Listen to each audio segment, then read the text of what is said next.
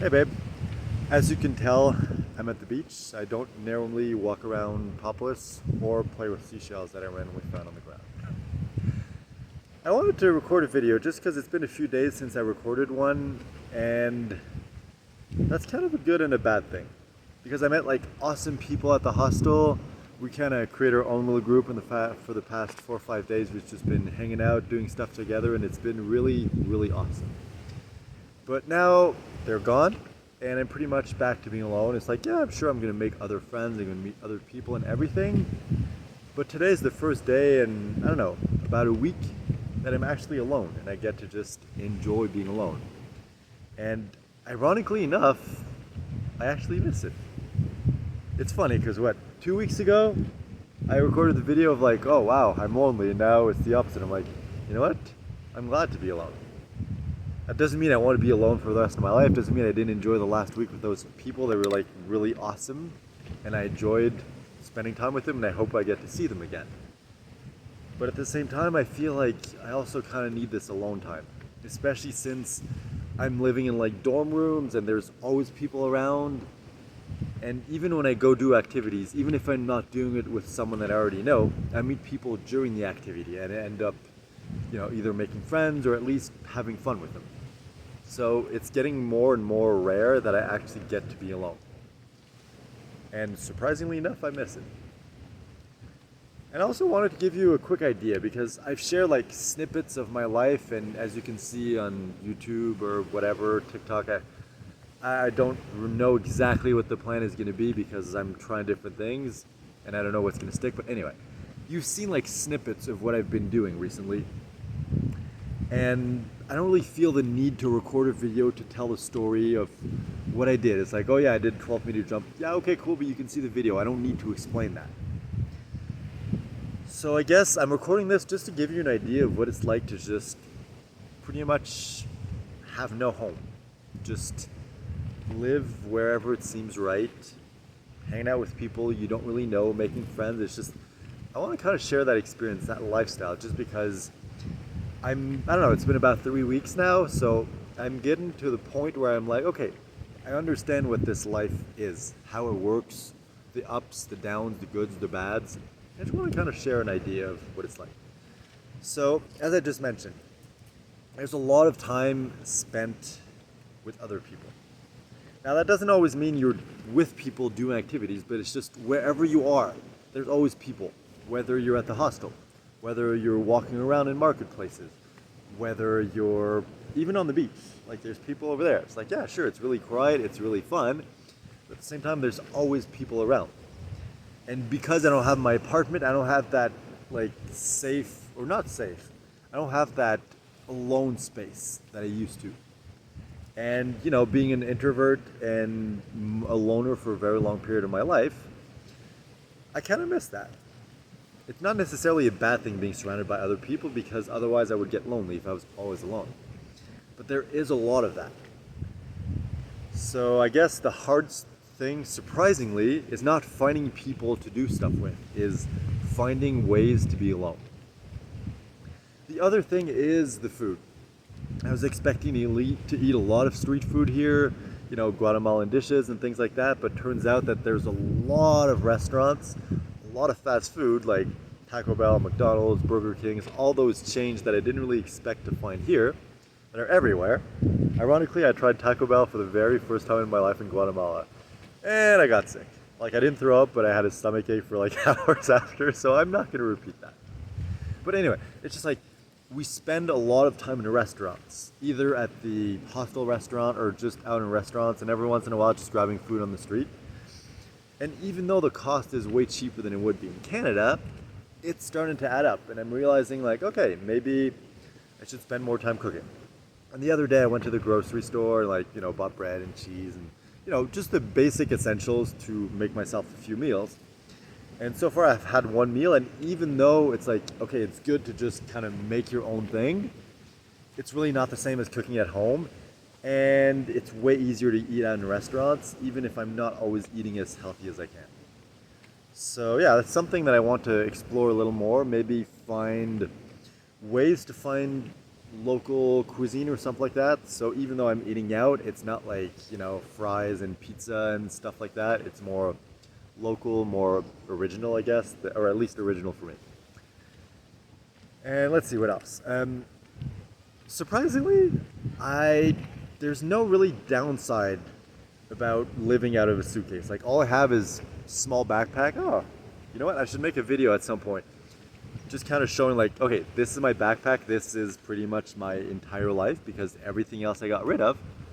It's like it's not a big travel pack. It's like a carry-on backpack that you can bring on the plane.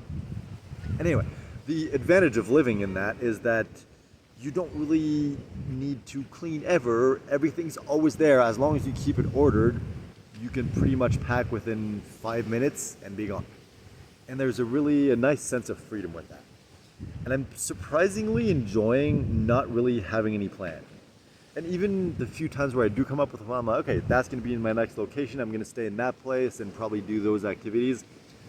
It always ends up changing. And yeah, I wanted to give you an idea of what it's like. So obviously I could do like film a bunch of different stuff and do a montage and everything, but I hate editing, which is why I'm doing everything freeform and improvise because that's just not who I am. I'm a storyteller. I like to share my experience, to share the journey. I hate sitting in front of a computer for hours and hours just agonizing over the right transitions and the right angles and which like take was the best, and no. I don't want to do that. It's not who I am. And in the spirit of sharing, I guess, yeah, okay, it's kind of in the spirit of sharing and in the spirit of improvisation / planning, which sounds kind of weird. But anyway, since I've been down here, I installed Tinder because my friend's like, oh, you gotta install Tinder when you're there. I'm like, all right, fine, whatever. And I did, and it's surprisingly easy to match down here, at least for guys. Because in Canada, for guys, it's like swipe 1,000 times, get maybe 10 matches. Of those, half of them actually respond to you, and of those half, you get maybe like one date. Here, it's like, swipe 100 times, get 10 matches, 8 of them speak to you, you get like 3 dates. So it's like way, way easier. In fact, in the beginning, back when I was in Antigua, it was actually too easy. I'm like, oh, okay, I'm not used to this being easy, and I'm starting to understand, oh, is this what women and dating apps feel like? Because for them, it's like swipe, and they get, I actually saw this once.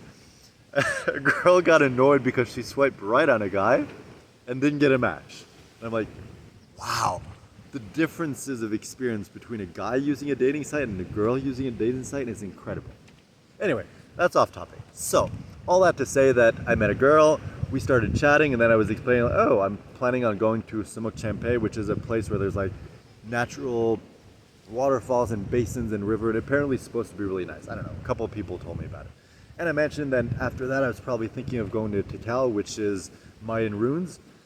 And she's like, oh, I've always wanted to go there. So I'm like, oh, why don't you come with me? Not expecting her to actually say yes. But then she's like, oh yeah, sure, sounds like fun. And then we kind of like played back and forth. And at some point I'm like, all right, are we just kind of kidding around or are you actually in for this? And she's like, yeah, I'm in. So now we're actively planning that and pretty much going on a trip. I don't know exactly how many days it's going to be because we're going to do both locations. So Semook Champay and Tikal. But probably around a week, something like that. And yes, my friends at the hostel I was telling you about before think it's insane because we haven't even met. And, we're going on vacation together, but it doesn't matter because the whole point of this is to have an adventure, to live life to the fullest, to not have any regrets, to not hold back. And this, for me, is the ultimate way of doing that. Now, I don't know if, this girl that I'm going to go on vacation with is you, or just someone that I'm going to get to know and spend time with and have an experience with on my way to meeting you. I don't know. But I just want to share this experience with you just because, well, first of all, it's what I'm living through, and that's the whole point of this, to share it, but also just to show you this, like, I'm that type of person. Even as insane as it sounds, I'm the type of person who's like, yeah, okay, I'm getting along with this person, even though I've never met him. Sure, let's go on a trip together. Let's, jump into the deep end and see if we hate each other's guts by the end.